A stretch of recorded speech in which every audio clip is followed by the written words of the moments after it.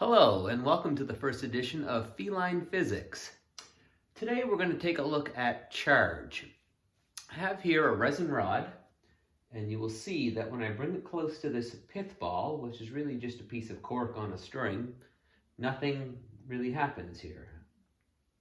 But if I take this rod and I give Whiskey Cat a little pet with it,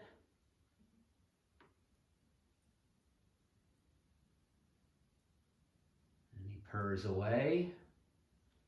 And then now if I bring it close to the pith ball, you can see that it is attracted.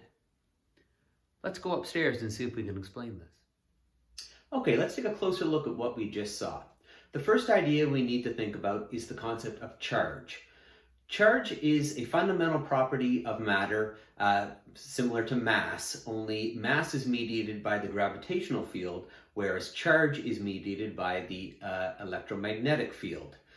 One major difference between gravity and mass and electromagnetism and charge is that charge comes in two varieties, positive and negative, and these really just denote that they are opposites to one another. You're probably most familiar with this when it comes to the idea of the atom. We have positive protons in the center and negative electrons in on the outside. In this course, when we talk about charged objects, what we really mean is that something is either gained or lost electrons.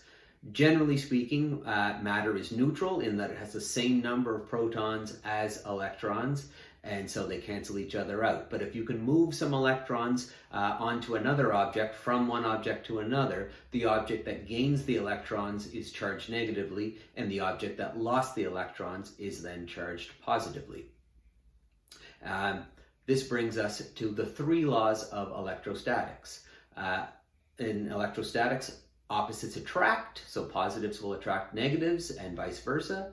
Likes repel, so positive objects will repel other positive objects, and negative objects will repel other negative objects, and any charged object, whether positive or negative, will attract neutral objects.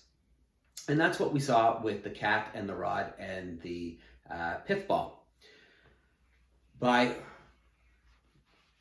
petting the cat with the rod, I charged up this rod by stealing electrons from the cat hair, thereby leaving the cat hair slightly positive and the rod slightly negative.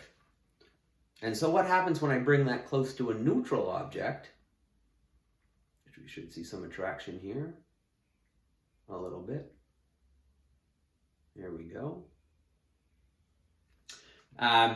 Is that the atoms in the pith ball, which are neutral, have the electrons get pushed away because they are repelled by the negative rod, and they move to one side or the opposite side of the protons, leaving the protons exposed, which are positive, and they are then attracted to the negative rod. And this vice versa would be true. If we charge the rod positively, then the electrons would all move to the closer side of the atom to the rod, and then they'd also be attractive. So in that case, it's always attractive.